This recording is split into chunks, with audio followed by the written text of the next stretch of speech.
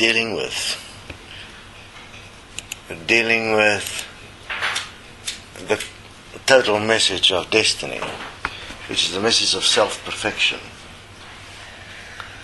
And while you are moving through the dimensions of yourself, you are viewing the various forms you have placed yourself into as excuses why you choose imperfection and do not want to take self-responsibility. So what is the point of self-forgiveness?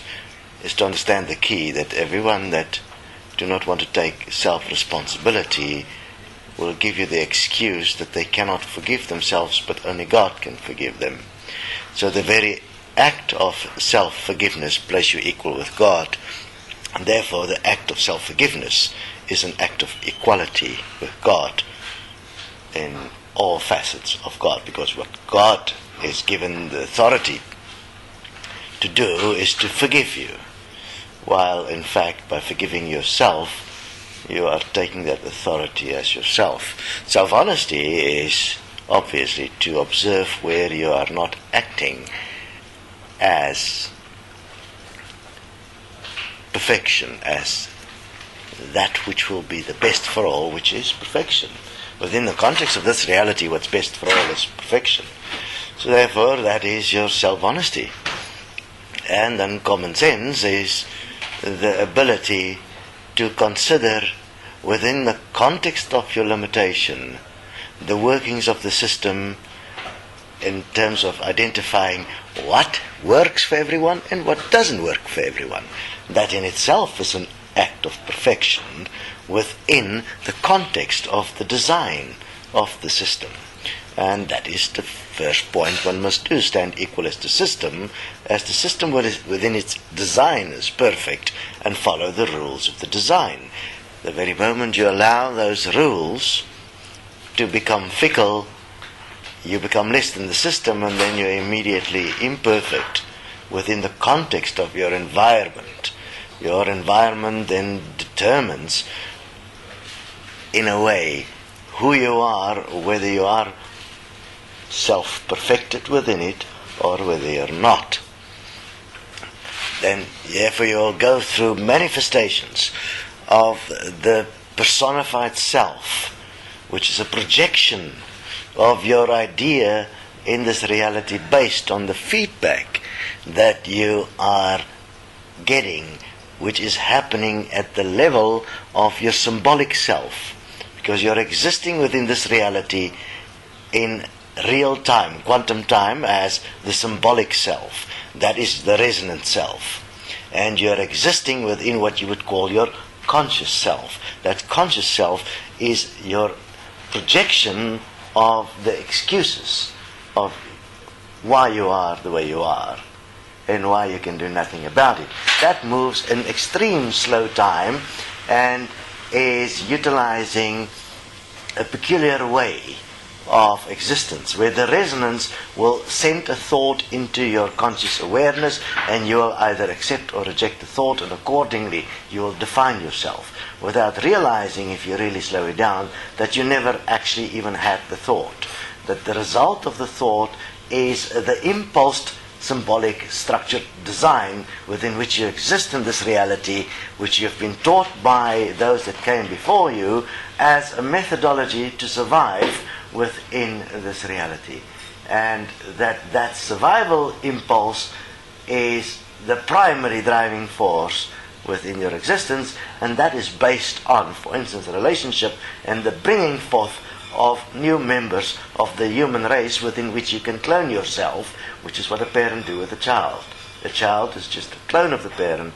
Simplistically, the parent will impose on the child more than they did themselves. Therefore, the parent will expect from the child a sense of perfection, and thus use all the mistakes they made in their own life in showing the child what mistakes they should prevent, which is purely an act of self-perfection. The problem is, because it's not understood exactly how it operates, the opposite happens. a polarity is created. Because the parent is expecting perfection without explaining how perfection actually operates.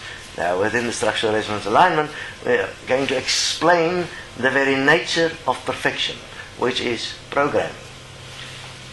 Within a program, you can design the structured specificity of the outcome, which is an act of God, to program reality to a particular standard of existence, of form. All form is a program.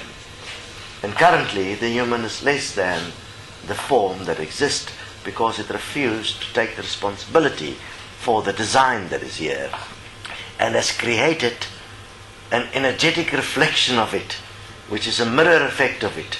That means it has taken the energy that comes from the form as if that is reality.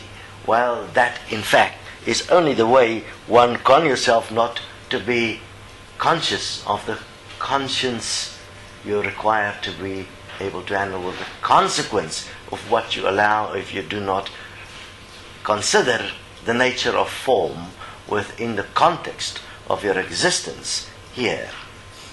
The existence on earth is simply an interaction between forms.